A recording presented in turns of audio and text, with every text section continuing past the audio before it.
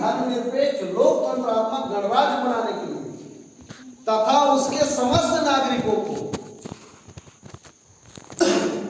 सामाजिक, आर्थिक, राजनीतिक न्याय, विचार, अभिव्यक्ति, विश्वास, धर्म और उपासना की स्वतंत्रता तथा उनमें व्यक्ति की गरिमा और राष्ट्र की एकता और अखंडता को सुनिश्चित कराने वाली बंधुता को बढ़ाने के लिए दृढ़ संकल्पित होकर इस संविधान को आज तारीख 26 नवंबर 1949 को अंगीकृत, अधिनियमित और आत्मार्पित करते हैं। यह है संविधान की उद्देश्य।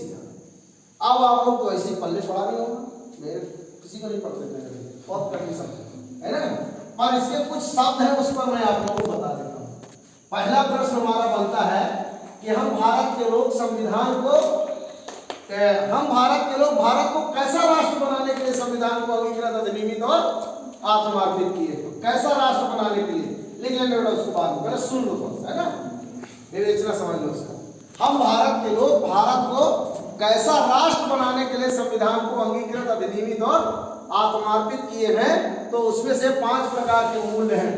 5 हम भारत के लोग भारत को 5 प्रकार के मूल्यों से आधारित राष्ट्र निर्माण करने के लिए संविधान को अंगीकृत, अधिनियमित और आत्मार्पित किए हैं। तो कौन कौन से मूल्य हैं? पहला है संपूर्ण प्रभुत्व संपन्न, संपूर्ण प्रभुत्व संपन्न, समाजवादी,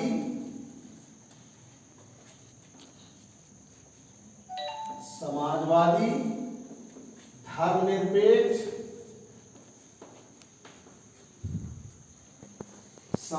संपूर्ण समाजवादी, धर्मनिरपेक्ष, लोकतंत्रात्मक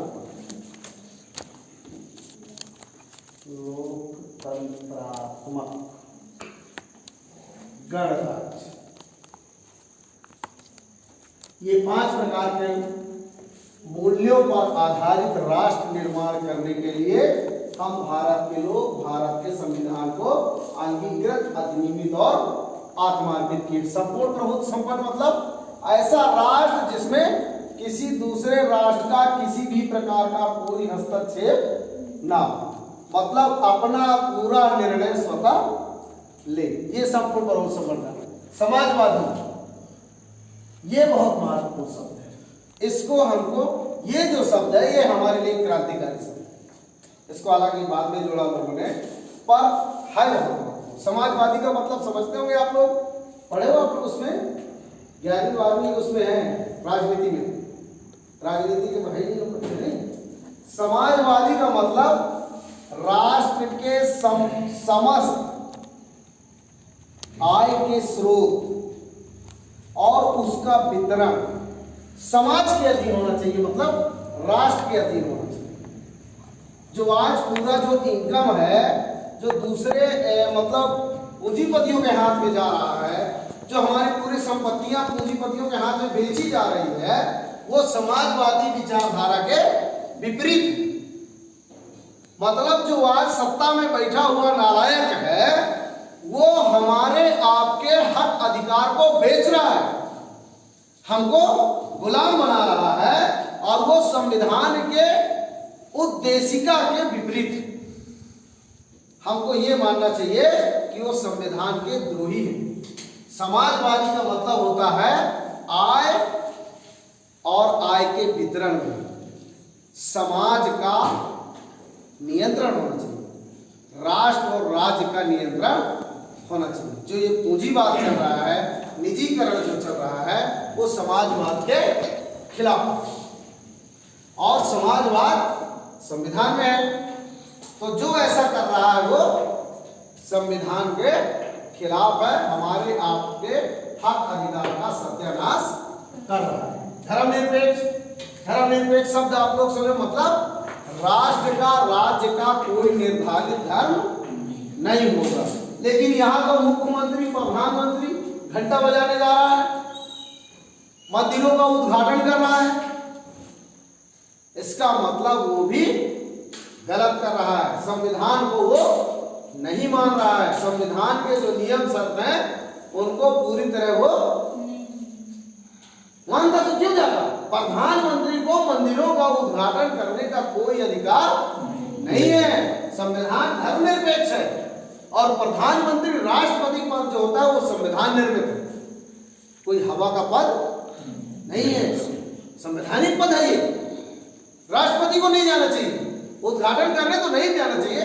तुम घर में जो मानता हो मानो, कोई रोक व्यक्तिगत तुमको क्या हो, किस धर्म को मानते हो, तुमको कोई रोकने टोकने वाला नहीं है। लेकिन सार्वजनिक रूप से तुम किसी धर्म का प्रचार करो और राष्ट्र का, राज्य का धन खर्च करो, ये अपराध है, ये गलत है, संविधान के विपरीत है। आगे चलिए, लोकतंत्रात्मक मतलब ऐसा राष्ट्र बनाना चाहते हैं। लोकतंत्र का मतलब समझते हैं आप लोग? लोकतंत्र का मतलब जनता का, जनता के लिए, जनता के द्वारा बनाई गई व्यवस्था को लोकतंत्र कहते हैं। ऐसा व्यवस्था जो जनता के लिए हो और जनता के द्वारा हो। लेकिन यहाँ तो सब परिवर्तन हो गया है, जनता का कुछ भी चलने वाला नहीं है। कुछ बैठे हुए सचिवालय में बैठे हुए बाबू लोग नियम कानून बनाते हैं और मंत्री मिनिस्टरों से सील ठिक्का मरवाते हैं और छोड़ देते हैं। जनता का शोषण हो रहा है, कि जनता का अपमान हो रहा है, जनता का क्या हो रहा है, लूट हो रहा है। पूरा का पूरा इस समय बाबू लोग लूट केंद्र बना के रखे हैं, जहां जिस चीज का जो चीज 10 रुपये में मिलता है उनके लूट की वजह से आज 50 रुपये में मिल रहा है। और जनता अनजाने, जनता को नहीं मालूम कि हमारे साथ क्या हो रहा है, उसको नहीं मालूम कि हमारा कैसा शोषण हो रहा है। शोषण वो उसको नहीं मालूम है, उसको राशन और वो क्या बोलते हैं इसको घर, उसके अलावा कुछ दिखाई नहीं दे रहा है। गणराज्य मतलब जनता के द्वारा चुने हुए प्रतिनिधियों के द्वारा जो कानून के आधार पर व्यवस्था चले, उसको कहते हैं गणराज्य। तो इस तरह से हम भारत के लोग भारत में ये 5 प्रकार के मूल्यों से आधारित राष्ट्र निर्माण करने के लिए संविधान को अंगीकृत, अधिनियमित और आत्मसात। दूसरा प्रश्न आगे मैंने ये बनाया कि हम राष्ट्र के लोगों को, मतलब हम भारत के लोग राष्ट्र के लोगों को क्या देना चाहते हैं और क्या देने के लिए संविधान को अंगीकृत, अधिनियमित किए। तो उसमें से देखिए, न्याय पहला है आपका, न्याय देने के लिए सबको, किसी एक को नहीं। कैसा न्याय? पहले देखिए, पहला है सामाजिक। कैसा न्याय? सामाजिक न्याय। आप लोग जानते हैं बेटा सामाजिक न्याय क्या होता है? संविधान में ऐसा सामाजिक न्याय है कि लिंग के आधार पर, धर्म के आधार पर, जाति के आधार पर, वर्ण के आधार पर, क्षेत्र के आधार पर कोई किसी के साथ भेदभाव नहीं कर सकता। लेकिन मैं आप लोगों से कहना चाहता हूं कि अभी भी हमारे घरों में वो भेदभाव है। हम लोग स्वतः मतलब ये सामाजिक न्याय अपने परिवार समाज में कायम नहीं कर पाए हैं। अरे हमारी माताएं जमीन पर बैठ जाती हैं और हम कुर्सी पर बैठे हैं।